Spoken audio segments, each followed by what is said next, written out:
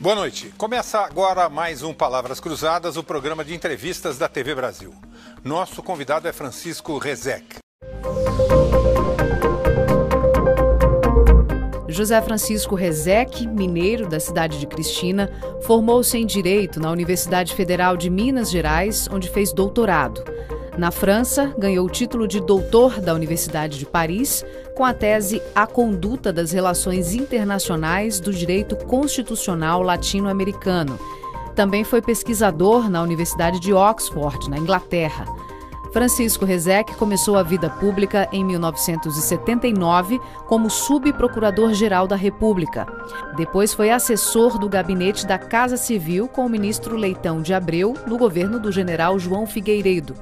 Em 1983, o presidente Figueiredo o indicou para ministro do Supremo Tribunal Federal. Presidiu o Tribunal Superior Eleitoral em 1989. Um ano depois, renunciou ao TSE e ao Supremo para atender convite do presidente Fernando Collor e ser ministro das Relações Exteriores. Em 1992, voltou a ser ministro do Supremo Tribunal Federal. 5 anos depois, se aposentou e foi eleito pela ONU para atuar como juiz da Corte Internacional de Justiça em Haia, onde ficou por 9 anos. Hoje, Francisco Rezec dá aulas de Direito no UniCeub e tem um escritório de advocacia em São Paulo. Para entrevistar Francisco Rezec, nós convidamos o jornalista Luiz Orlando Carneiro, do site J, o advogado Márcio Garcia, especialista em Direito Internacional da Universidade de Brasília, Carlos Fino, jornalista e ex-correspondente internacional da RTP, a TV Pública Portuguesa, e Tereza Cruvinel, colunista do jornal eletrônico Brasil 247 e da TV Brasil. Você pode acompanhar Palavras Cruzadas pela rede pública de televisão, pela internet e pela TV Brasil Internacional. O programa também é transmitido pelas rádios Nacional de Brasília, Nacional da Amazônia e do Alto Solimões, na quarta-feira mesmo, a partir das 11 da noite, e da Rádio Nacional do Rio de Janeiro, na quinta-feira, às 9 da noite. Palavras Cruzadas começa agora.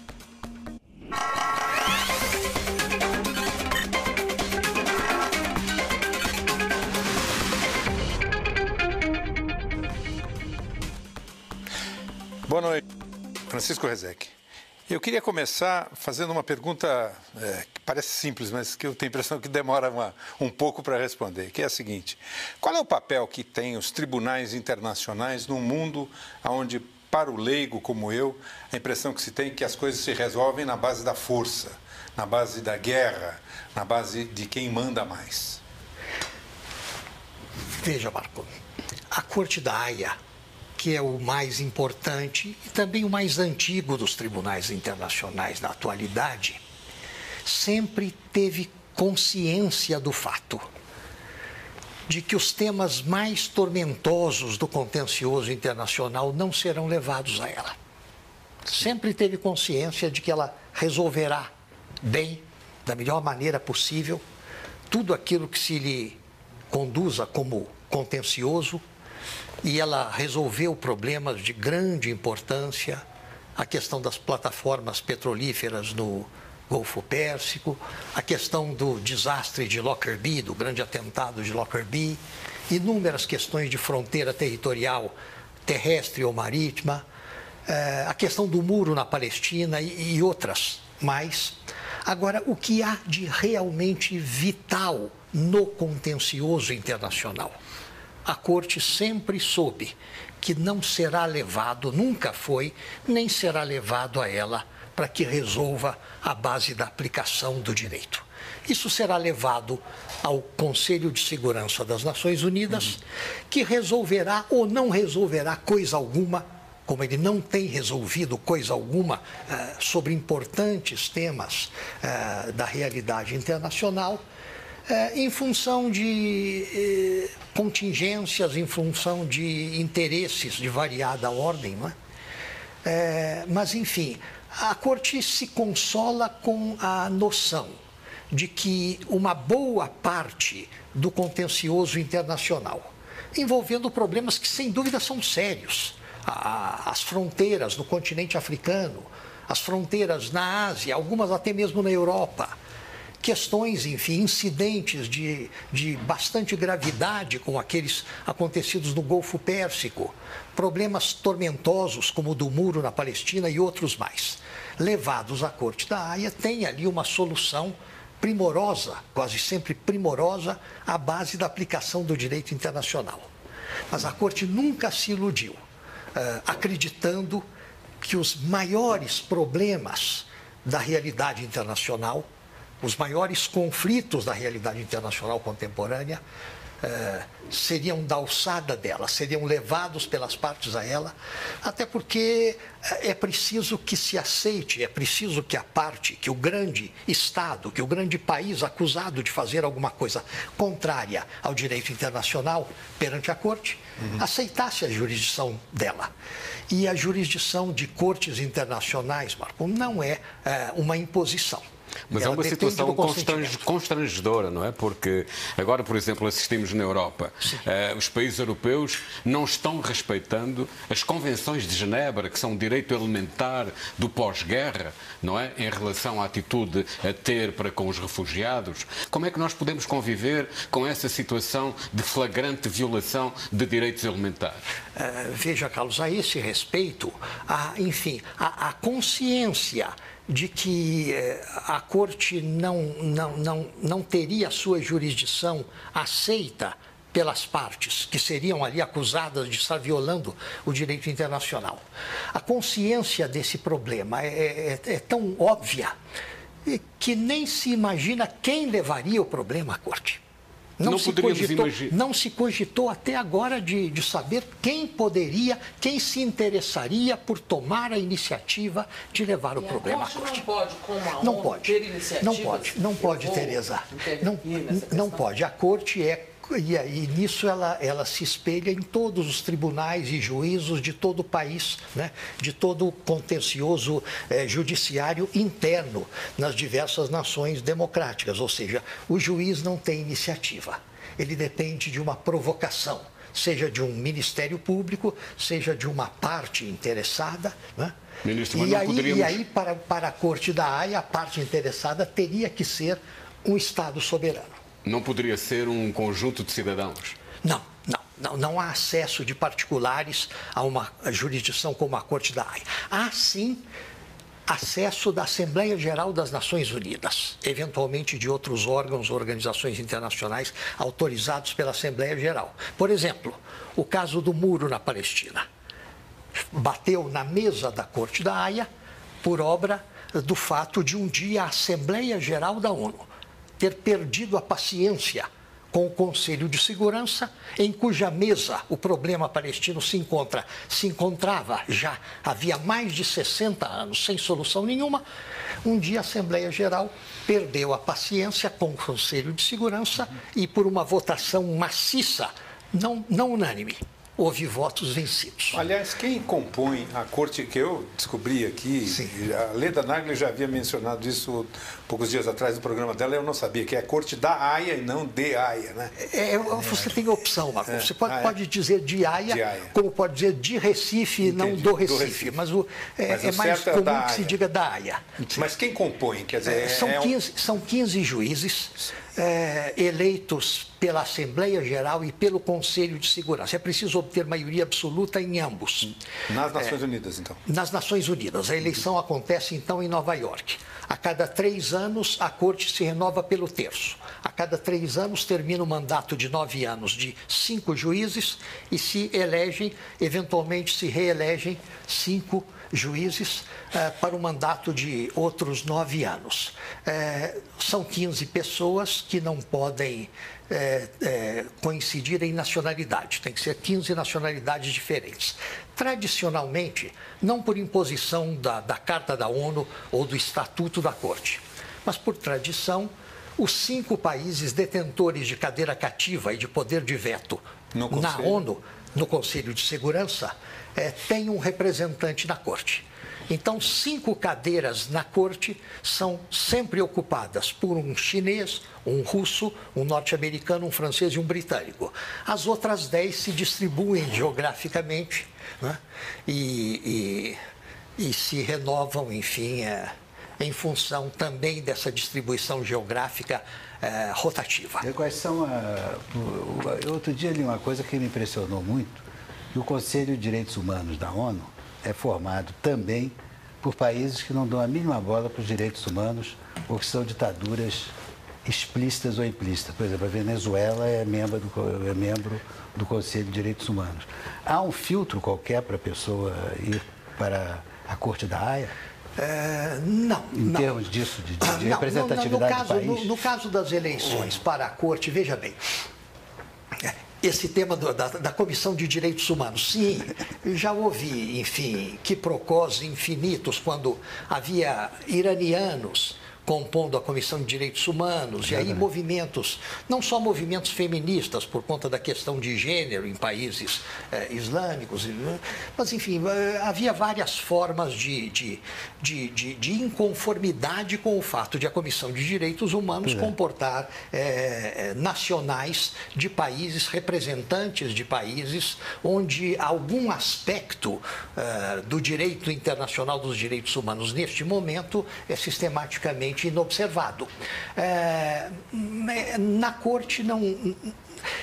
A explicação que a política das Nações Unidas dá para isso é a seguinte: é melhor não excluí-los, é melhor pô-los dentro e ver se, quem sabe, aprendem alguma coisa e ver se na convivência com os demais eles se arejam tem um aspecto também de jardim de infância. É um aspecto educativo. Não é? Vamos tratá-los como reeducandos. E na Corte nunca se colocou esse problema, quer dizer, às vezes, sobretudo pelo fato de a República Popular da China ter um assento permanente na Corte. Quando um chinês, quase sempre pela idade, resolve se retirar, resolve não se candidatar à reeleição, ele é sempre sucedido por outro nacional chinês. O meu último presidente na Corte, um ilustre jurista chinês, Xi Zhuyong, foi sucedido por uma senhora, também uma jurista de alta classe, que havia sido a embaixadora da República Popular da China nos Países Baixos. São pessoas de grande qualidade técnica. Mas, enfim, muitos membros da oposição chinesa, da oposição ao governo, e que protestam, sobretudo nos foros europeus, contra certos aspectos da política estatal chinesa, não muito condizentes pelo menos com a concepção ocidental dos direitos humanos, faziam ali, diante do Palácio da Paz, diante do prédio da Corte, manifestações de protesto contra a presença chinesa na composição da Corte. Pelo lado de dentro, e sob a ótica do funcionamento da instituição, nunca se sentiu nada que afetasse o bom funcionamento da casa por força da presença de alguém cuja concepção nacional de direitos humanos ou de democracia não fosse a mais condizente com aquela que prevalece no Ocidente. O senhor foi integrante do Supremo Tribunal Federal, né? O Supremo, pelo pouco que eu conheço, não sou do ramo, ele tem uma carga de trabalho imensa, em função, inclusive, da legislação brasileira, que boa parte tem uma Constituição muito complexa, né? Muito cheia de itens e de temas que demandam discussões de inconstitucionalidade ou de constitucionalidade, o debate sobre se reforma isso ou reforma aquilo, além de hoje, nos dias de hoje, o Supremo tem um papel que muitas vezes ultrapassa os limites do seu território para, de alguma forma, se aproximar do território da política. Na Corte também da Haia isso acontece, quer dizer, há um volume de trabalho enorme ou são questões que demandam muita discussão, mas menos quantidade? É um metabolismo completamente diferente, Paulo Marco. Veja só, no Supremo, quando eu saí em definitivo para a Haia, em fevereiro de 97, a situação já era grave. A congestão processual, sim, o número de feitos que cada um recebia como distribuição, além daquilo que recebia como herança ao se investir na casa, era uma carga muito pesada. E desde então a situação só fez agravar-se cada vez mais. Eu recebia notícias na Haia e acompanhava isso, a carga processual se brutalizava cada vez mais, e apesar de várias medidas que foram tomadas pelo legislador, até a nível de mudança constitucional, transferindo certas competências para o Superior Tribunal de Justiça e assim por diante, apesar de tudo isso, a carga continua, enfim, crescente. O regime vital, o regime de trabalho das ministras e ministros do Supremo é extremamente penoso. Abrindo aqui um pequeno parênteses, por isso é que fico tão aborrecido quando ouço nos meios de comunicação e em alguns setores da sociedade pessoas dizendo que protestam contra o que chamam de férias de 60 dias para os juízes. Isso não existe.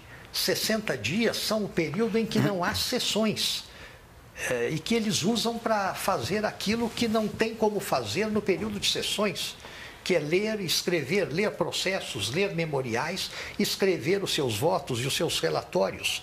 É um regime muito sacrificado e é uma tremenda injustiça, é uma tremenda desonestidade instilar na consciência da opinião pública a ideia de que essas pessoas estão tendo férias mais do que o cidadão comum, mais do que merecem, mais do que é devido. Bom, a Corte da Haia, o regime é totalmente outro. Se cada ministro do Supremo ou do Superior Tribunal de Justiça recebe processos à base de dezenas por semana, a Corte da Haia inteira recebe mais ou menos de 12 a 20 processos por ano. Por isso mesmo não há lá a figura do relator. Não existe relatoria. Todos analisam tudo. Cada processo que chega é copiado de modo que todos leiam, como se todos relatassem tudo, porque existe tempo para isso. Existe tempo para trabalhar artesanalmente sobre tudo.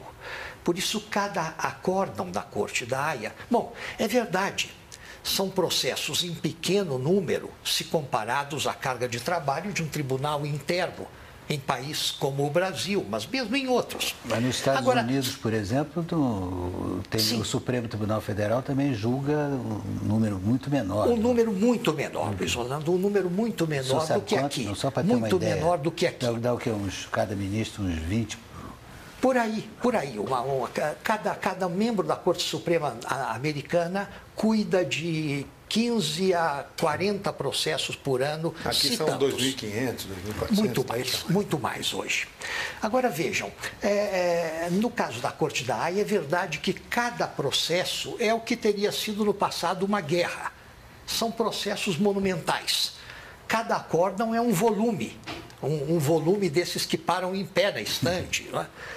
Acompanhado de vários outros volumes onde se imprimem os debates orais, os debates escritos preliminares, as provas dos autos, etc. Ou seja, a Corte da Haia tem um trabalho que enche as estantes das bibliotecas a cada ano. Agora, o número de processos permite que a Corte trabalhe com muita arte, com muito engenho, a cada caso e construa doutrina, caso por caso. Não tenha que resolver nada com precipitação, não se veja forçada a decidir as coisas pressionada pelas circunstâncias. Ministro, e quem é que impõe a execução das sentenças? Quem é que garante a execução das sentenças? É muito comum que na universidade perguntem isso, Carlos. Não há nada que imponha, é um ensinamento elementar. As decisões da Corte da Haia, as decisões de um tribunal internacional como a Corte da Haia são definitivas, não cabe recurso. São obrigatórias por força do direito. Quem está lá, os países soberanos que se submetem à jurisdição da Corte da Haia, estão lá justamente para aceitar e executar de boa fé o que ela decide. Agora, se são definitivas e obrigatórias, por outro lado, são não garantidamente executórias. Dependem, para a sua execução, da boa-fé, da integridade, do senso de justiça e do bom nome que cada Estado soberano quer ter perante a comunidade. Há um artigo, número 94, na Carta das Nações Unidas, que diz que o Conselho de Segurança pode usar dos meios de que dispõe para garantir a execução de uma decisão da Corte da Haia, quando ele achar que isso é necessário para manter a paz e a segurança internacionais. Alguma vez ele achou? Nunca achou, nunca foi preciso. Duas vezes, enfim, em duas únicas ocasiões, o Estado vencedor de uma demanda viu que o Estado, enfim, perdedor da demanda, dizia: não me julgo obrigado a executar, mas acabou executando por ínvios caminhos. De modo que, embora na primeira hora o vencedor tenha cogitado de ir ao Conselho de Segurança pedir para implementar o artigo 9, o que seria duvidosíssimo, o Conselho de Segurança provavelmente não tomaria o caminho de usar dos seus recursos, que são recursos militares, é uma brutalidade, para dar satisfação ao Estado inconformado com a não execução. Márcio, sua pergunta. A dúvida, quer dizer, era mais no campo metodológico. Ainda fazendo essa comparação com o Supremo Tribunal, a gente sente que o nosso tribunal tem muito pouca interlocução entre os membros do tribunal, entre os componentes do tribunal. E isso, às vezes, resvala até em votos absolutamente extensos e que consome muito tempo, muita energia, em coisas que poderia ser um pouco mais pontual, tendo em vista o volume de casos. Na Corte Internacional, metodologicamente, é um arquipélago também, ou seja, cada um dos 15 tem sua própria vida, ou há uma maior interlocução no sentido de construção de uma decisão que possa eventualmente... Veja, Márcio, eu dizia sempre, isso é do seu conhecimento, que eu achava o Supremo um arquipélago, né? Nós éramos muito diferentes em tipo de educação que recebemos, tipo de formação, tipo de tendência política, ideológica e, sobretudo, metodologia de trabalho. Aquela óbvia diferença entre os que dizem em uma página aquilo que outros dizem em 15, entre os que dizem em 2 minutos o que outros levam 1h30 para dizer e assim por diante. Mas, apesar de tudo, no Supremo sempre tivemos a sensação de servirmos todos a uma mesma causa. Na Corte da Haia, eu vim a ter a autêntica noção do arquipélago, ou seja, existem essas diferenças de formação, de educação, de tendência e de metodologia de trabalho também. Mas eu também achava, no caso da Corte da Haia, que era difícil acreditar que nós servíssemos todos a uma mesma causa. A minha ideia de sociedade internacional, de futuro da sociedade internacional, do que convém como evolução da sociedade, não era a mesma ideia da minha colega britânica ou do meu colega japonês. Agora, veja, apesar disso, e por incrível que pareça, nos meus 9 anos de Haia, nós chegamos a maior número de decisões unânimes do que no Supremo Tribunal Federal. É muito mais comum o Supremo se dividir, às vezes, pela metade do que na Haia. Bem, nós vamos fazer um rápido intervalo de palavras cruzadas e eu deixo claro que você pode mandar sua crítica, sua sugestão para o nosso programa. Está sendo gravado no momento, portanto não permite a participação ao vivo, mas você pode fazer isso pelo site da TV Brasil, pela página do programa no próprio site e pelas redes sociais. Sua participação é mais do que bem-vinda. Fique com a gente volta já já.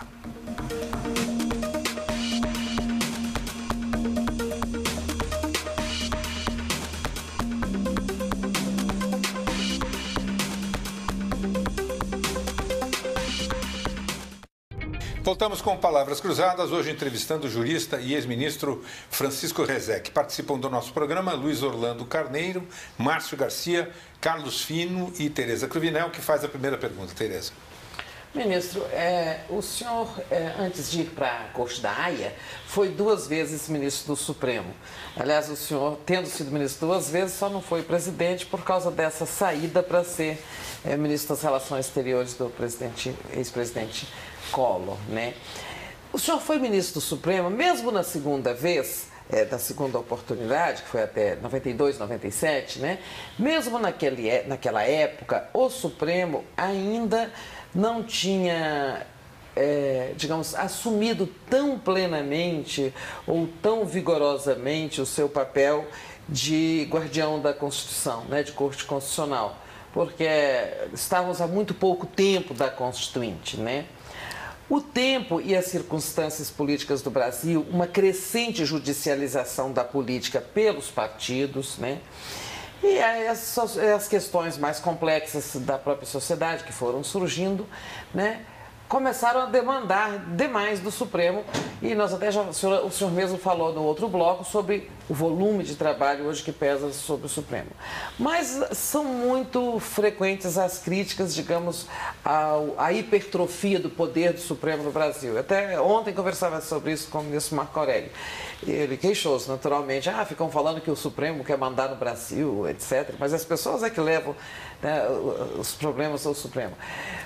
Mas é verdade que o Supremo hoje tornou-se, nesse momento de crise, não só uma instituição, talvez uma reserva de credibilidade, mas também congrega um poder muito grande, enfeija poderes muito grandes, né? O senhor concorda com isso? O senhor acha que não, que era uma evolução natural do Supremo, do papel do Supremo?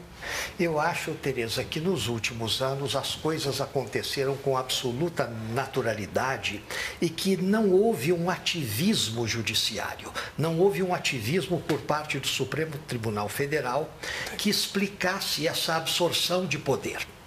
Você pode entrar aí no domínio da ciência política e explicar a coisa dessa maneira. Não há vazio de poder. Quando se deixa um espaço vazio, ele é imediatamente ocupado por alguma coisa que se disponha a preenchê-lo. Existe uma outra explicação um pouco mais simples, que é a seguinte: não houve ativismo no sentido de que o Supremo, pela sua própria condição de casa judiciária, não tem iniciativa. Ele não pode puxar coisas para sua mesa. Ele não pode chamar a si o que quer que seja. Ele depende de ser provocado. E não é culpa dele se o provocam tanto a dizer o direito.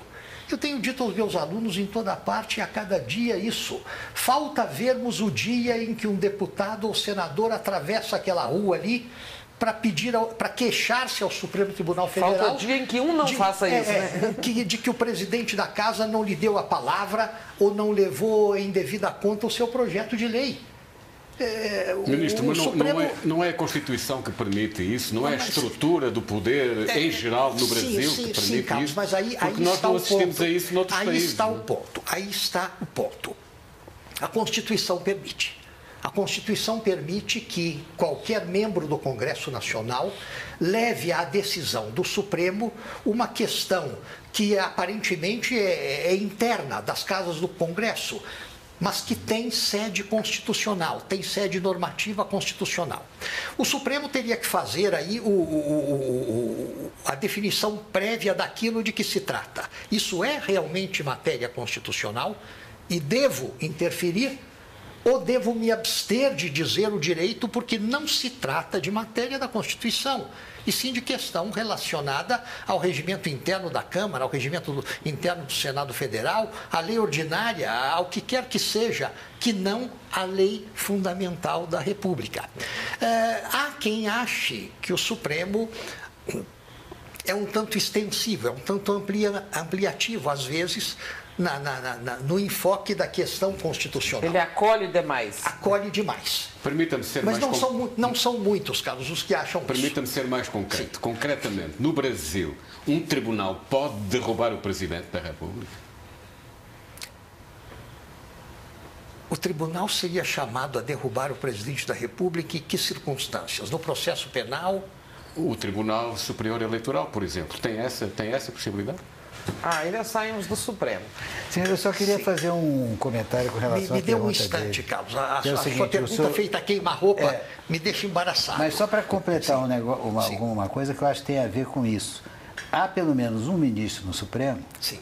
que você citou há pouco tempo, que acha que o Supremo não precisa sempre ser garantista, mas que no momento ele está com a mania a maioria os mais novos, sobretudo, estão com a mania de ampliar o que eles chamam de interpretação conforme a Constituição e a elaboração das teses quando do julgamento de recurso extraordinário com repercussão geral, que está levando um pouco o Supremo a ter uma volúpia do que seria legislar através de uma interpretação conforme a Constituição, que eles acham. Esse acolhimento excessivo das demandas, né? Não, interpretação conforme a Constituição, quer dizer, você julga nas ações diretas de constitucionalidade, nas ações para... É ou não é inconstitucional? Esse ministro que você, por exemplo, citou, o ministro Marco Aurélio, ele acha que o Supremo está exagerando nas interpretações conforme a Constituição. E se há, eu estou dizendo isso para os eventuais,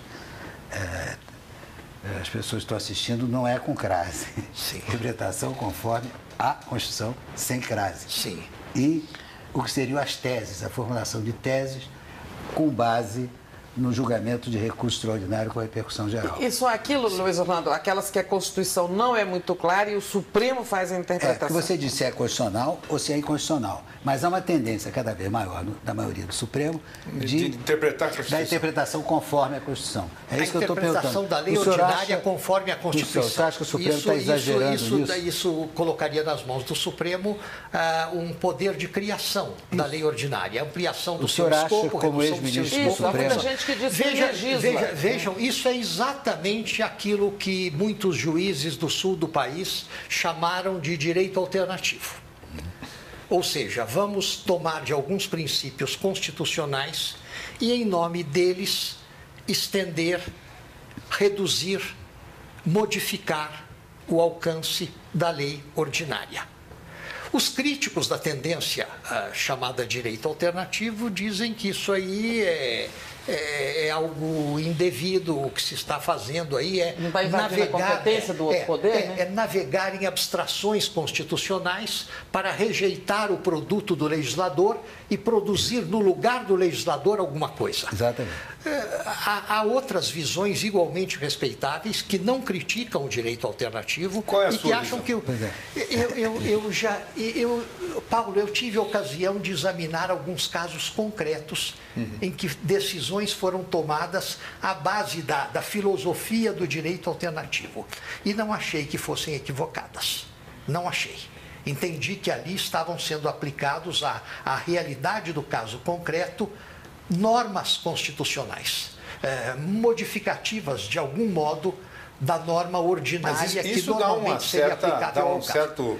Digamos, um certo protagonismo ao juiz. Né? Dá um certo protagonismo ao juiz, tira da sociedade a sensação maior de segurança das relações jurídicas, não há dúvida.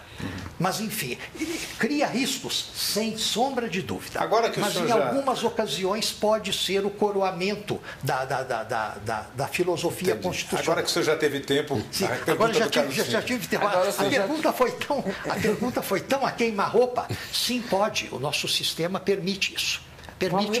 Seja a decisão da Justiça Eleitoral, é possível. A pergunta é no mesmo sentido de todas as questões que foram levantadas, que me parecem ser a de que no Brasil há uma tendência para uma excessiva intervenção dos tribunais, do judiciário em geral, na vida do país.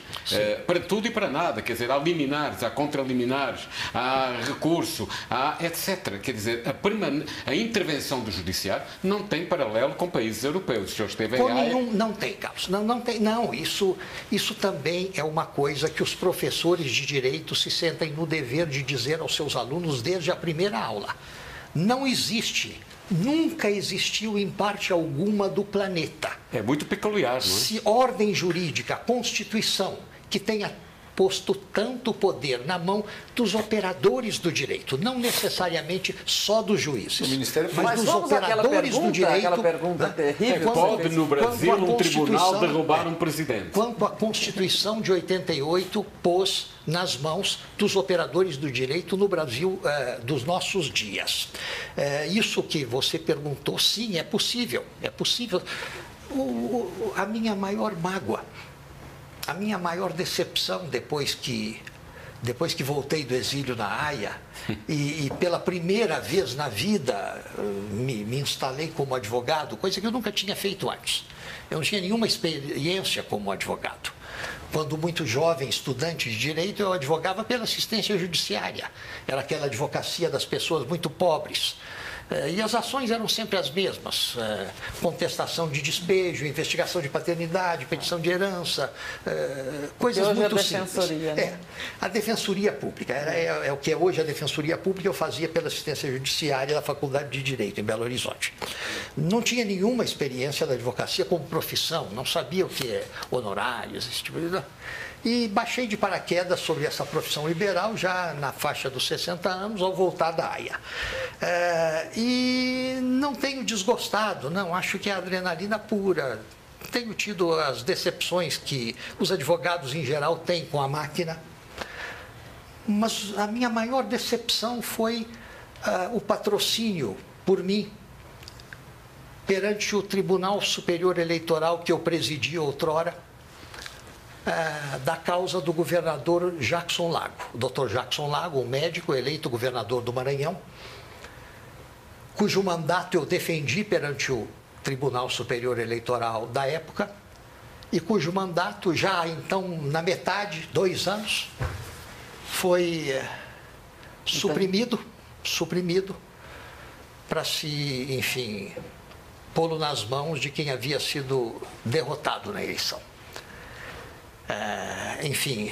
Mas o senhor disse que é uma decepção porque o senhor defendia o seu cliente ou porque, de alguma maneira, é uma extrapolação do papel Paulo, do juiz? Porque não podia acontecer uma coisa dessas. Há um defeito gravíssimo. A nossa ordem jurídica tem imperfeições. Mas o que é que não podia acontecer? Mas caçar o mandato do Jackson Lago por abuso de poder econômico, aquelas acusações todas, ou não podia a segunda mais votada ter tomado posse, que foi a Rosiana Sabino? Nada ali podia acontecer, Tereza, nada. Primeiro, o direito eleitoral brasileiro não podia ser tão defeituoso a ponto de permitir esse tipo de situação. Em primeira e única instância, o TSE julga um recurso contra a diplomação do governador eleito e empossado e julga isso 2 anos depois da posse. E suprime. Não teve o TRE antes? Não teve decisão do TRE. Foi direto para cá? Também por um defeito da legislação eleitoral, a coisa foi julgada em instância única pelo TSE. Mas não é exatamente isso e que tudo foi errado, inclusive o que você mencionou. A outorga, então, a entrega numa bandeja do mandato ao perdedor da eleição, eufemisticamente chamado de segundo colocado. Mas não é exatamente isso que, nesse momento, se debate no TSE em relação ao presidente Dilma? Eu não sei, como é que as coisas se colocam no TSE hoje. Enfim, o fato é que... E é disso que o Carlos Filhos estava perguntando. Na verdade, com o modo dele mais adulto, ele está perguntando se pode o TSE caçar o mandato da presidente Dilma e do Michel Temer, e do vice Michel Temer. Não é isso? É isso. Que existe essa possibilidade, existe. No caso do presidente da República, a instância aí é necessariamente única. No meu caso, não sei por que aconteceu, no caso do Maranhão. Que veio direto. No caso do mandato federal, do mandato do presidente da República, a instância é necessariamente única. Eu não sei o que o Tribunal Superior Eleitoral faria se entendesse de julgar procedente a impugnação do mandato. Eu não sei o que aconteceria. Agora, o senhor acredita... Mas eu não acredito, Tereza, que seria uma... Enfim, a solução dada no plano federal, a solução que se deu ao caso do Maranhão, eu acho que seria um desastre. Se repetisse a solução. Um desastre. Então, mas o senhor acha que isso se resolveria, por exemplo, com algum tipo de controle externo sobre o judiciário? Porque já se discutiu isso. Não, Paulo, não. Isso se resolveria essencialmente, fundamentalmente, acima de tudo e antes de tudo, com o aperfeiçoamento da legislação eleitoral brasileira. Mas que é papel do Congresso. Que é um desastre, é papel do Congresso. Que não quer saber. Mas o Congresso parece totalmente desinteressado de melhorar as partes mais defeituosas do direito brasileiro, a começar pelo direito eleitoral. O senhor viu agora, fizeram uma micro-reforma lá, que isso é cosmética, né? Agora mesmo. Que vai vigorar esse ano. Agora, nós temos uma novidade importante este ano na eleição municipal de outubro, né? Que pela primeira vez na história pós-redemocratização, as empresas não poderão fazer doações. O senhor acredita que isso vai acontecer? Ou seja, que teremos uma eleição sem dinheiro privado? Não sei, Tereza. Aí o meu conhecimento da realidade objetiva é muito precário. Eu não sei. Realidade objetiva. Eu podia introduzir aqui uma questão que está aí, está nublando todo o cenário brasileiro, que é essa questão que nós estamos enfrentando aí da presidente Dilma Rousseff, do processo do Lula, etc. Então já está o pessoal falando aí muito do semiparlamentarismo, semipresidencialismo, etc, etc. E eu pergunto ao senhor o seguinte: o chamado semiparlamentarismo ou semipresidencialismo, de certa forma, existe, se eu não me engano, em Portugal, na França, mas é uma coisa meio estranha no panorama latino-americano, que o presidencialismo sempre prevaleceu e os presidentes da República, ou eles não caem, eles são empurrados para fora ou então renunciam, né? A gente não vê nenhum caso, não há no regime parlamentarista, o presidente foi derrubado, o primeiro-ministro foi derrubado. Não, o primeiro-ministro não é derrubado, ele cai, não é verdade? Sim. O chefe de governo cai no parlamentarismo. Faz parte do jogo. Faz parte do jogo. Ninguém diz, foi derrubado o primeiro-ministro. Não, caiu o primeiro-ministro. No sistema presidencialista, o presidente ou renuncia, ou é derrubado, ou é empichado. Não é verdade? O senhor acha que o chamado semiparlamentarismo, ou semipresidencialismo, seria um sistema de governo factível no Brasil? Não creio. Isolando, veja só. Algumas pessoas dizem, e com razão, mas veja, isso não tem nada de permanente, isso é um comentário da hora. Algumas pessoas dizem, com razão, que se vivêssemos num regime de governo parlamentarista, não estaríamos enfrentando a crise de agora. Isso é verdadeiro. Se estivéssemos num regime parlamentarista, não estaríamos vivendo essa exata crise que estamos vivendo hoje. Mas isso não significa absolutamente que o regime ideal para nós é outro diferente do regime presidencialista, que já foi consagrado por um plebiscito em que a proposta, veja bem, um plebiscito em 93, em que a proposta parlamentarista, embora tivesse o apoio de 9 em cada 10 lideranças políticas da extrema esquerda à extrema direita, foi massacrada pelas urnas. Quase com tanta humilhação quanto a proposta de restauração do Império e abolição da República. Né? Então não se pode desafiar impunemente essa vocação nacional. O senhor acha que é uma vocação nacional? Eu acho que... Inclusive eu lembro que houve também essa tentativa do parlamentarismo no Brasil, do semiparlamentarismo no Brasil, em 61. Sim. Essa foi posta em prática. Aquilo ali foi circunstancial, mas em 93 a coisa foi realmente colocada em abstrato e a opção do povo brasileiro foi muito clara. Além do que, Luiz Rolando, há um outro detalhe.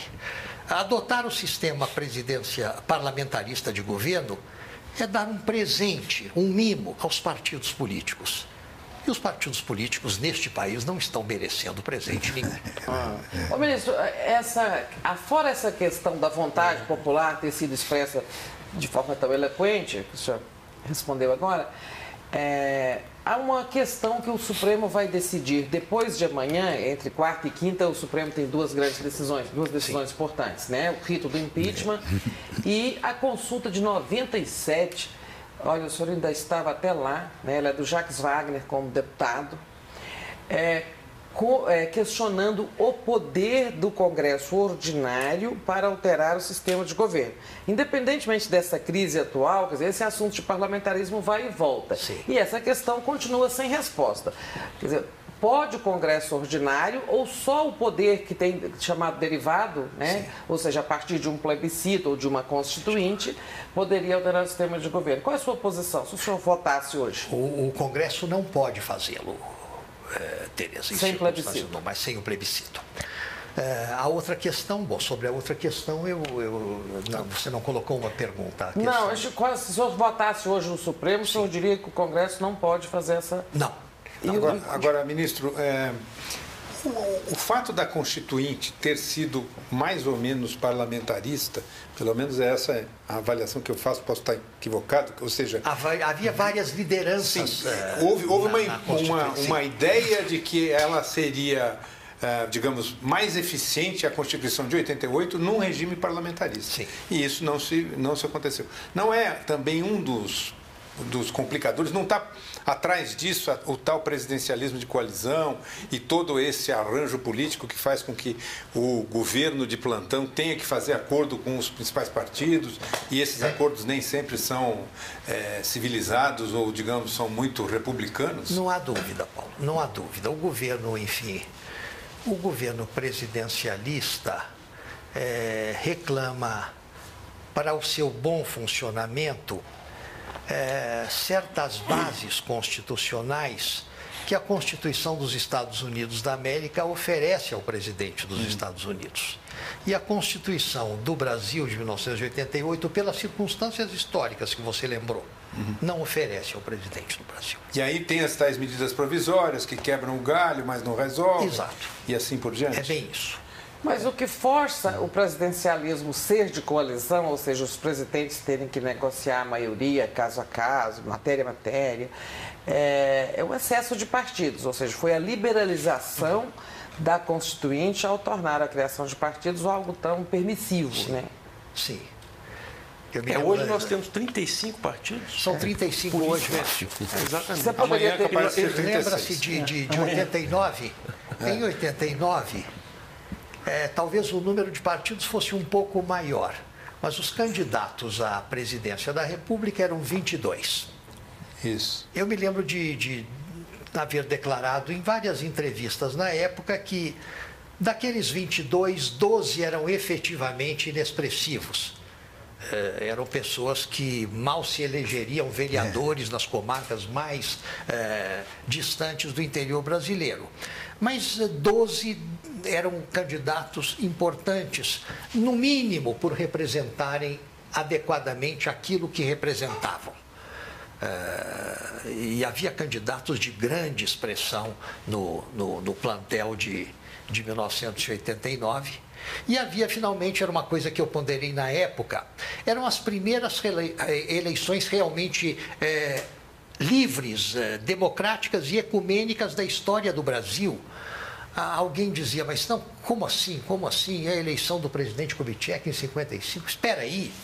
Em 55, nós vivíamos sob a Constituição Brasileira de 1946, onde havia aquela norma do artigo 141, aquela norma proibitiva, aquela norma feita para proibir o Partido Comunista.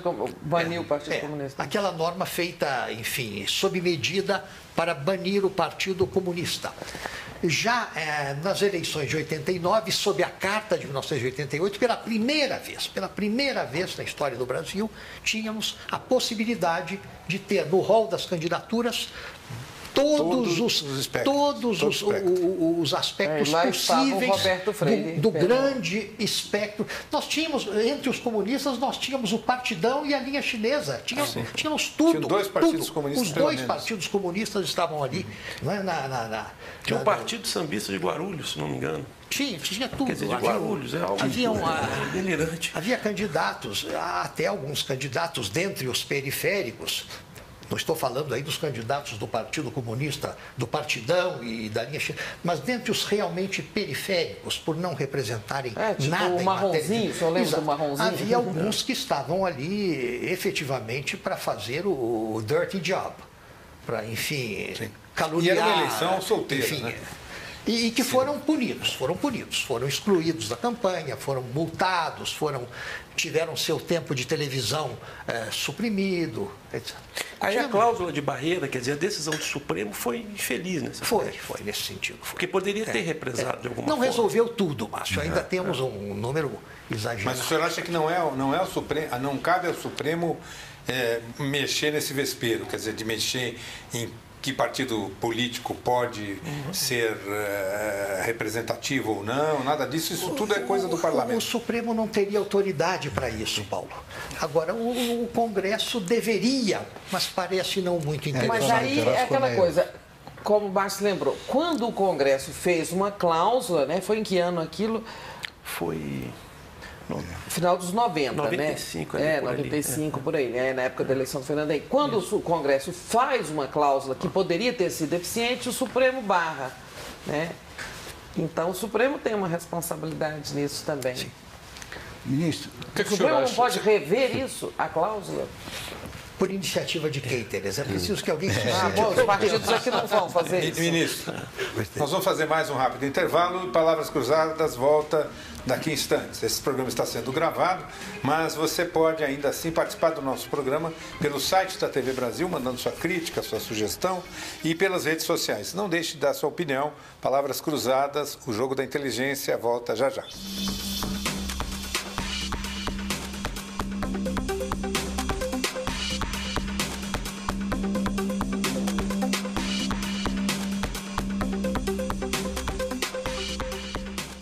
Estamos de volta com Palavras Cruzadas, que entrevista esta noite o jurista e ex-ministro Francisco Rezec. Junto comigo, minha colega Tereza Cruvinel, o correspondente internacional Carlos Fino, o advogado Márcio Garcia e o jornalista Luiz Orlando Carneiro. Luiz, sua pergunta. Ministro, o senhor foi membro do Ministério Público, chegou a ser vice-procurador-geral da República. E o Ministério Público, nos últimos 2 anos, né, está na proa dos acontecimentos. O que é que mudou, o Ministério Público ou o Brasil? O Ministério Público mudou muito do meu tempo para cá, Luiz Orlando. Nós éramos, o meu foi o primeiro concurso. Eu sou da primeira geração concursiva de procuradores da República, entrei na carreira em 72. E nós éramos, na época, ao mesmo tempo, o Ministério Público e os advogados da União. Fazíamos esse duplo papel. Depois você defendia a sociedade e o governo. Exato. Consultor-geral da República. E veja bem, havia em muitos de nós uma convicção filosófica de que isso era o ideal, a unidade da carreira. Porque achávamos que defender a União era, acima de tudo, defender a integridade da ordem jurídica que aprendemos na Escola Pública de Direito. Não podia haver diferença entre a defesa da União e a defesa da ordem jurídica. Depois, enfim, os pragmáticos prevaleceram e a União adotou aquilo que já era o modelo nos Estados Federados. Uma coisa é o Ministério Público, outra coisa é a defesa dos interesses da União em juízo. Criou-se, então, a Advocacia da União. E aí, só para esclarecer, sim, o Ministério Público passou a ser uma espécie de defensor da sociedade, exato. Interesses. O Ministério Público passou a ser, Paulo, exato, só Ministério Público, só fiscal da lei, e a só defesa passou a cuidar, dos interesses da sociedade. Que era a função essencial, a justiça, como está na Constituição. Agora, na minha época, como Ministério Público, eu nunca atuei na área criminal. Eu nunca fui um promotor, nunca fui um acusador. Atuava junto ao Supremo Tribunal Federal em questões que tinham a ver com temas internacionais, com temas constitucionais, com temas cíveis. Não atuei em matéria penal. Foi nesse domínio que o Ministério Público cresceu e ganhou grande notoriedade mais recentemente. Sim, o Ministério Público mudou no sentido de que ele cresceu grandemente com a Constituição de 1988. É também certo que a função acusatória do Ministério Público ganhou grande evidência e notoriedade nos últimos anos. Talvez de todos os operadores do direito, que no Brasil, como eu dizia ao Carlos há um minuto, os operadores do direito têm neste país, na hora atual, uma prerrogativa, uma extensão de poder e de influência sobre a vida nacional que não tem precedentes em parte alguma do mundo em época nenhuma da história. Mas talvez o Ministério Público, mais ainda do que a Justiça, ou do que a advocacia privada, ou do que a advocacia de Estado, tenha crescido com os subprodutos da Constituição Brasileira de 1988. O senhor diz que, para ficar claro, que em nenhum país você conhece um Ministério Público com a força e as atribuições que o nosso tem. E a Justiça também não, viu, Tereza? Porque nós copiamos, na imensa maioria numérica dos países do mundo, a Justiça não é absolutamente um poder do Estado. Ela é apenas uma autoridade independente que julga questões civis e questões criminais, mas não julga o conflito entre o Estado e o cidadão.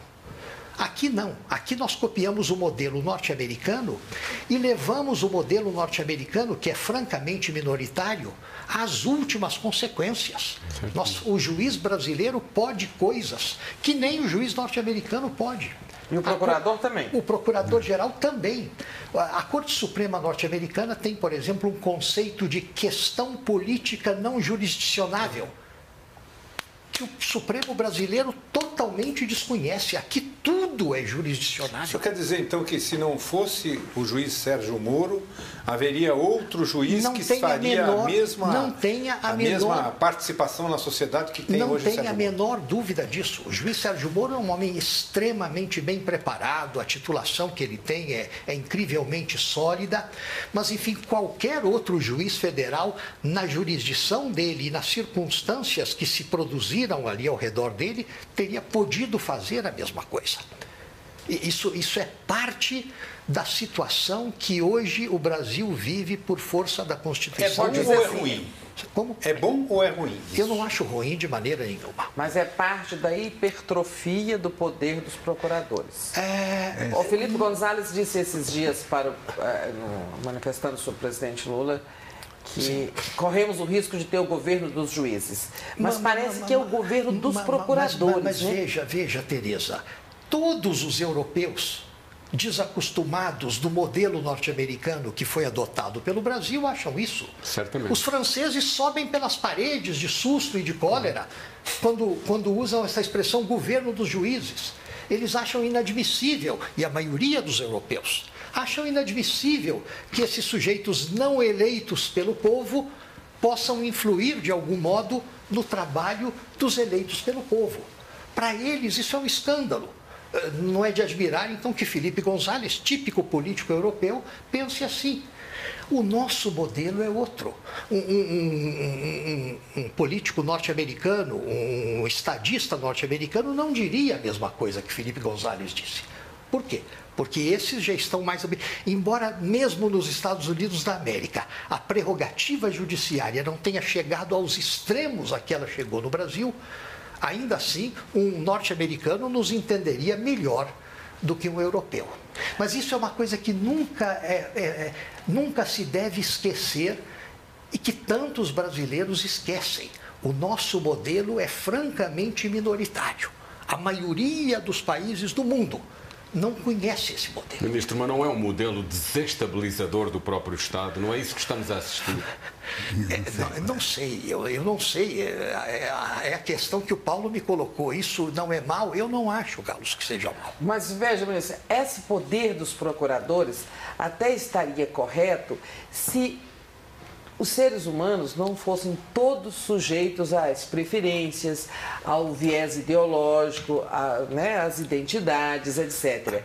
E é nítido que há procuradores que atuam de forma seletiva e de forma, digamos, pautada por preferências políticas. Sim, eu admito isso. Em ambos os sentidos. Em ambos os sentidos, Tereza. Não sejam preferências para lá ou para cá. Para lá ou para cá. Não convém esquecer, Tereza, só uma informação que me vem à cabeça, que o primeiro procurador da República a ser punido pelo órgão de classe foi um cavalheiro que exagerava, digamos, na sua tendenciosidade. Pela esquerda. Pela esquerda. Sim, que tinha uma forte aliança com o PT. Aliás, a esquerda está pagando caríssimo porque foi ela, o PT e os outros partidos de esquerda que foram, sobretudo eles na Constituinte, eu cobri a Constituinte, sim, que criaram este modelo. Né? Então, eles... Assim, mas só para avançar, sim, o senhor acha então que, num certo sentido, isso que a gente está assistindo no Brasil, que é uma ação importante do judiciário e, né, tanto dos operadores de direito, como o senhor disse, seja um juiz numa operação como a Lava Jato, seja o Ministério Público na sua extensão, deve, num certo sentido, ser celebrado como um sinal de que a o sistema que a gente estabeleceu está funcionando? Está funcionando corretamente, Paulo. E é fundamental responder à questão da Tereza. Não está havendo aí uma hipertrofia do poder ministerial, do poder do Ministério Público. Veja, Tereza, o Ministério Público não pode nada por si mesmo. Ele toma a iniciativa, ele provoca.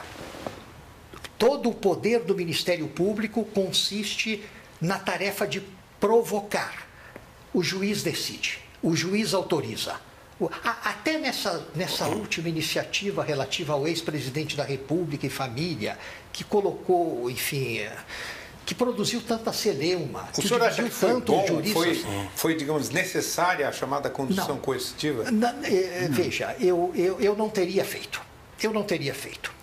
Eu não teria solicitado aquilo. Como membro do Ministério Público, não teria solicitado, até porque eu acho que o promotor paulista, cuja honorabilidade eu não ponho em dúvida, e cujo rigor científico na peça que produziu também não ponho em dúvida. Mas o que pediu a condução coercitiva não é o paulista. Ele falou...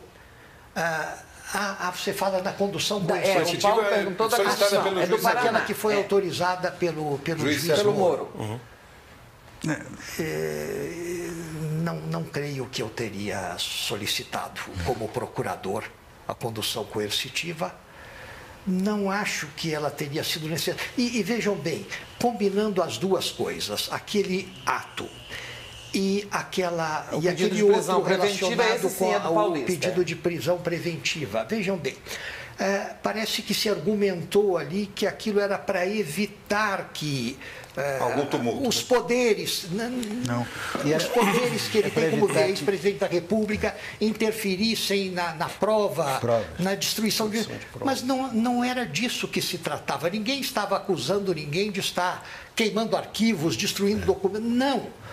Falava-se que o ex-presidente da República, por sua condição de chefe de Estado e com a ajuda da atual chefe de Estado, quereria chamar a si o apoio popular. Ele fala de suas... Mas se é isso, se era isso... Ele fala de manobras violentas valendo-se da rede partidária de apoio. Mas exatamente, se é isso, então o pedido de prisão só faz agravar o problema, em vez de atenuá-lo.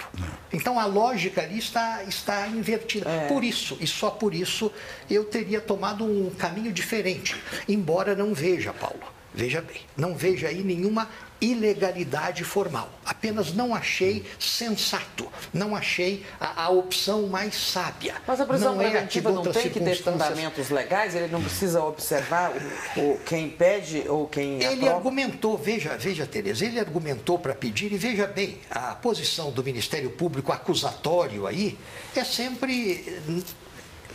A tendência do Ministério Público na posição de acusador é sempre essa. E vamos ver se o juiz aceita ou não. A juíza de São Paulo ainda não aceitou. Alguma coisa. Por hora, a juíza não decidiu. Eu só queria que o senhor concluísse a sua resposta, porque eu creio que eu acabei atrapalhando. Sim. Quer dizer, o senhor considera, então, que esse tipo de protagonismo do Ministério Público e dessas instituições é positivo? Veja. O Ministério Público, justamente por isso, ele provoca, ele suscita, ele solicita... E quem decide é o juiz. E o juiz está num escalão, dentro de uma pirâmide hierárquica que termina no Supremo Tribunal Federal, Paulo. Não existe, portanto, uma possibilidade teórica sequer de que um descalabro eventual de um membro do Ministério Público possa ser coroado pelo êxito, porque seria preciso que o juiz de primeiro grau o convalidasse e que, instância por instância, isso se convalidasse até o nível do Supremo Tribunal Federal, que, diga-se de passagem, é composto inteiramente pelos poderes políticos do Estado eleitos pelo povo. É a vontade do presidente da República, combinada com a vontade aprobatória do Senado Federal. Mas há outro aspecto que não podemos ignorar e que é um pouco esdrúxulo, que é essa cooperação implícita que há entre a ação dos procuradores e dos juízes com parte da imprensa, com vazamentos selecionados e, portanto, com um intuito que ultrapassa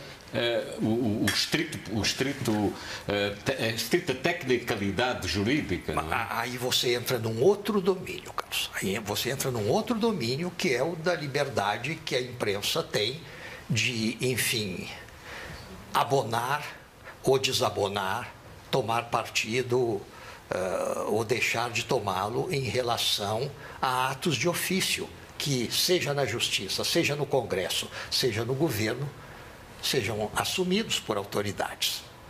Não há como dizer que existe um complô organizado. Não, mas, ministro, desculpa, mas o Fino está falando de algo que todo mundo sabe no Brasil que existe, que é de um jogo, né, entre procuradores e jornalistas. Eu, procurador, quero abrir um processo contra o senhor, mas como eu não tenho pretexto, eu chamo o Fino e falo, olha, te dou uma nota aqui. Aí o Fino coloca lá na imprensa que o Ministério Público vai investigar fulano de tal por suspeita disso. Aí, a partir da notícia que o procurador é que plantou, ele fala, estou abrindo aqui uma investigação por isso e aquilo. Todos nós sabemos que isso existe. Todo exercente de função pública, Tereza, está sujeito a isso. Até os mais imaculados. Até aqueles que mais se espelharam em Madre Teresa de Calcutá. Não escaparam de insídias, de episódios dessa natureza. Eu lhe dou testemunho disso. Ministro, o que fez o senhor ser ministro das Relações Exteriores do primeiro presidente da República eleito pelo voto direto, Fernando Collor de Mello? Quando eu aceitei esse apelo, mais do que convite, Paulo, eu estava na iminência de assumir a presidência do Supremo Tribunal Federal, aos 45 anos.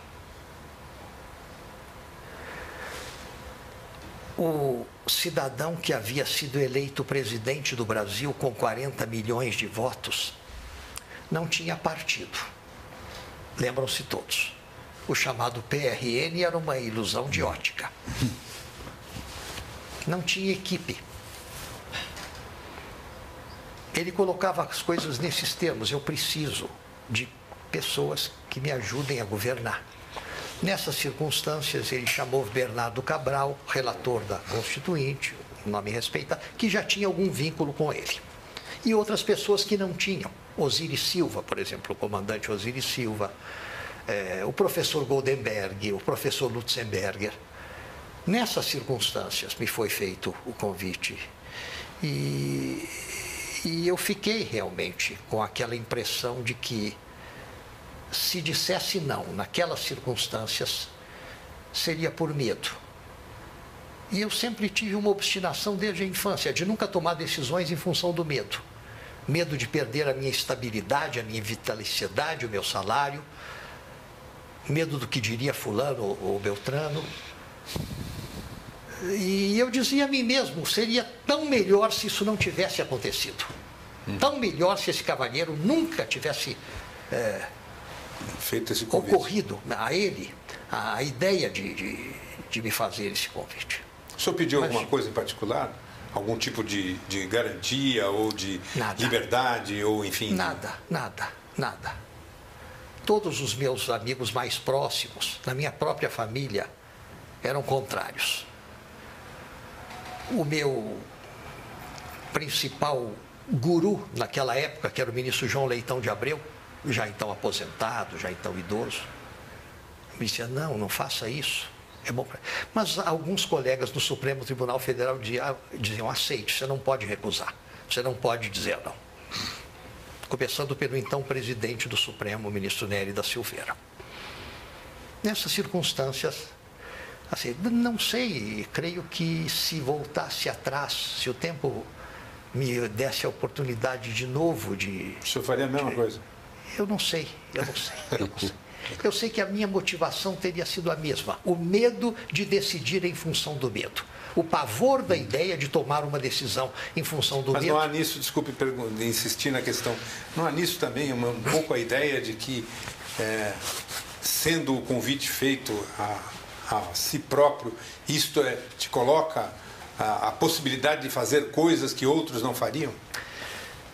Eu achava, e alguns colegas meus do Supremo achavam, que poderia ser feito um boníssimo trabalho, relacionado com vários aspectos da vida internacional do Brasil, relacionados com a imagem externa do Brasil, a abertura do Brasil ao mundo na época, até a questão da dívida externa. E muita coisa foi possível, essa é a verdade. O governo Collor desandou mais internamente do que externamente, e desandou, muitos dizem ainda hoje, que Era difícil dar certo uma experiência tão heterogênea naquela equipe. Eram pessoas que se desconheciam praticamente. Algumas com história, outras inventadas por ele no dia 15 de março de 1990. Né? Inventadas pelo presidente da República no dia da posse. Não éramos uma equipe, como várias vezes me dizia dentro do Itamaraty o meu principal colaborador, o vice-ministro, o embaixador Marcos Azambuja. Parece que de dentro do Palácio do Planalto diversas pessoas estão lá mais para boicotar o trabalho da equipe do que para ajudar a equipe de governo. Ministro, nós vamos fazer mais um rápido intervalo. Palavras Cruzadas volta daqui a instantes. O programa está sendo gravado, mas ainda assim você pode participar dando sua crítica, sua sugestão, apresentando a sua ideia pelo site da TV Brasil, pela página do programa e pelas redes sociais. Não deixe de dar sua opinião, a gente volta já já.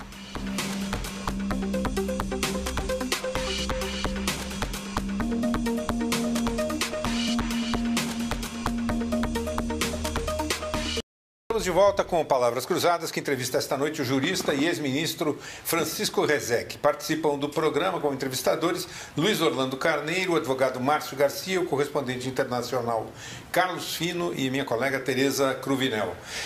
Ministro Rezec, o senhor estava falando ainda do governo Collor. Eu queria saber o seguinte: o saldo foi positivo para o senhor saiu assim, missão cumprida, conseguiu fazer, ou aquela interrupção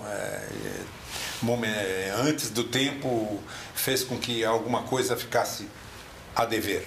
Veja, eu não lamentei, Paulo, pelo fato de ter perdido a minha vez na presidência do Supremo. Sim. Voltei ao tribunal. A questão de havê-lo presidido ou não fazia pouca diferença. Eu havia presidido o Tribunal Superior Eleitoral, isso para mim era uma boa lembrança. E depois, enfim, depois de 5 anos no Supremo, fui para a Corte da Haia. Não achei absolutamente que tivesse sido lesado na minha trilha. O senhor perdeu a aposentadoria, né? Porque teve que ser exonerado. Não. Na primeira vez eu renunciei realmente. Na segunda saí aposentado.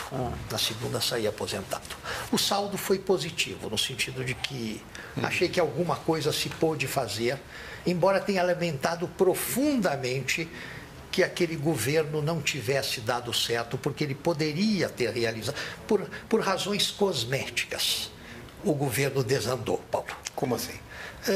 Não eram substanciais os motivos que levaram o governo à desintegração e à queda. Tinham muito mais a ver com o estilo, com a personalidade, com a maneira de ser do presidente da República, do que com os seus propósitos para o país, do que com a sua ideia governativa. O senhor acha que isso também tem alguma tangencia a situação da presidente Dilma também? É possível que sim. Disso eu não tenho a menor dúvida.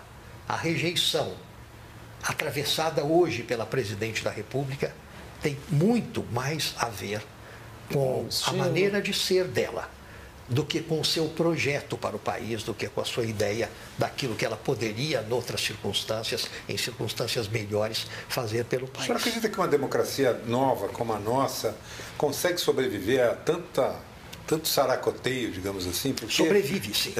Sobrevive sem dúvida. O senhor é otimista? Sobrevive e sai fortalecida. Agora, isso nos custa muito. Ultimamente, Paulo, eu durmo e acordo pensando nos que perderam o emprego e veja bem, eu não sou nenhum dirigente empresarial, eu tenho um minúsculo escritório de 3, 4, 5 pessoas em São Paulo, mas muitas pessoas me procuram perguntando: tem alguma coisa para fulano? Tem alguma coisa para aquela outra pessoa? Ex-alunos, às vezes, e sobretudo pessoas humildes, da classe operária. Eu tenho passado os meus dias pensando nessas pessoas que perderam seus empregos e que não arranjarão empregos novos tão cedo. Esse problema é o mais sério que hoje enfrentamos. E para ele deveríamos encontrar solução o mais cedo possível. Mas não tenho dúvida de que isto se arranja. Enfim, por um ou por outro caminho. São diversos os caminhos possíveis nesse momento. Saímos dessa. Como ex-chanceler, o que o senhor acha da atual política externa, que já dura 16 anos? Quer dizer, 16 anos. Eu respondi a isso uma vez a uma revista, Tereza, não sei se gostaram muito do que respondi. Mas o senhor gostou, tanto que está repetindo. Eu achei que o governo brasileiro, nos últimos anos, e aí eu quero dizer nos últimos 13 anos, o governo brasileiro cometeu gafes, algumas imperdoáveis no plano regional e grandes acertos no plano global. Grandes acertos no plano global. Ou seja, no que concerne à política externa brasileira, em certos grandes lances do que há de internacional, em sentido amplo, os acertos foram vários. E alguns deles me sensibilizaram particularmente. Por exemplo, o trato da questão palestina. Como muitos brasileiros, particularmente afeiçoados à questão palestina, não há como negar aquilo que de bom, de correto, de positivo, de estritamente conforme o direito internacional, o governo brasileiro fez no enfoque dessa questão. Nos foros internacionais, como as Nações Unidas, em atitudes bilaterais diversas, etc. Agora, no plano regional, houve várias gafes. A questão boliviana, a questão venezuelana, a questão da Nicarágua, o episódio Saboia, etc. Mas, enfim, eu acho, se vamos pesar as coisas e tirar daí um saldo, eu diria que em matéria de política externa esse saldo é positivo. Porque os temas em que o governo brasileiro acertou são temas mais importantes do que aqueles em que ele errou no plano regional, do que aqueles em que ele cometeu gafes e fez tropelias no plano regional. Ministro, há um papel para Portugal nos projetos de grandeza do Brasil ou estamos condenados à retórica improdutiva de sempre? Eu não acho que a relação esteja condenada à retórica. Eu acho que ela, enfim... há, acima de tudo, uma amizade profunda que produz efeitos nas horas em que é mais necessário que esses sentimentos de amizade fiel, de amizade sincera, funcionem. Independentemente, veja, Carlos, nas horas mais difíceis da vida portuguesa e da vida brasileira, nas horas mais sombrias da política portuguesa e da política brasileira, os países mantiveram incólume a qualidade do seu diálogo. Nos momentos em que era mais difícil, por conta da questão colonial, defender Portugal, ser solidário com Portugal, o Brasil foi. Nos momentos em que era mais difícil dizer uma palavra simpática com o Brasil, Portugal a disse.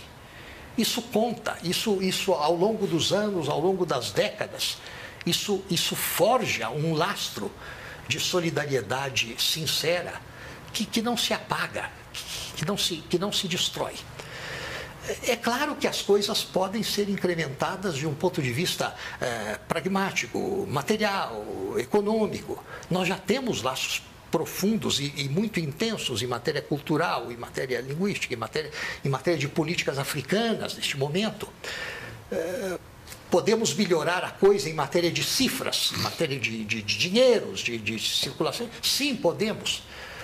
Mas eu acho que as coisas já estão bem e são promissoras. Eu me orgulho muito das nossas relações com Portugal. Ministro, o senhor deu um parecer no caso do deputado Eduardo Cunha, relativo aos trusts, não é isso? Não é um parecer, não. É um laudo, é um diagnóstico. Você quer ouvir sobre isso? Gostaria. O advogado de Eduardo Cunha no foro judiciário é Antônio Fernando Barros e Silva de Souza, que é o ex-procurador-geral da República, meu colega de carreira. E no caso do Conselho de Ética é o doutor Marcelo Nobre, a quem eu não conhecia, mas de quem tive a melhor das impressões. A conta não do foro judiciário, mas só do Conselho de Ética, esses advogados perguntaram se eu faria um laudo, um diagnóstico sobre determinado instituto de direito estrangeiro, de direito inglês medieval, hoje existente ainda lá fora, e que o direito brasileiro não conhece. O que é isso? O que a coisa significa? E qual a sua possível, qual o seu possível enquadramento no direito brasileiro? E eu fiz esse laudo que foi entregue nas mãos do doutor Marcelo Nobre. Eu disse, não é um parecer exatamente, Paulo, porque um parecer é uma opinião sobre um tema jurídico controvertido. Sim. Em que o jurista diz, eu acho isso, mas implicitamente diz, não exclua a possibilidade de o doutor Márcio achar aquilo. De uma enciclopédia. Ali não, ali é uma aula, é uma aula. O trust significa isso, não tem jeito de achar diferente. Né? Nesse sentido, e é uma coisa que eu não teria como recusar a ninguém. Eu me lembro de que algum tempo atrás, 3, 4 anos atrás, e acho que no contexto da ação penal 470, o Dr. Márcio Tomás Bastos, a quem eu tinha como meu bom amigo, me pediu algo do gênero, mas sobre um tema de estrito direito penal. Não era direito comparado, não era direito estrangeiro, era um tema de estrito direito penal. E aí eu me desculpei. Eu falei, eu não tenho, a minha credibilidade depende de que eu me mantenha na minha especialidade. Eu não sou qualificado para dar um parecer de direito penal a Márcio Tomás Bastos. Mas neste caso, achei que podia. Muito bem, ministro. Queria agradecer muito a sua entrevista, agradecer aos meus colegas entrevistadores e dizer a você que está em casa que Palavras Cruzadas fica por aqui. Nós voltamos na próxima quarta-feira, sempre às 10 da noite. Participe do Jogo da Inteligência. Palavras Cruzadas, aqui na TV Brasil, é muito mais que um passatempo. Uma boa noite e até lá.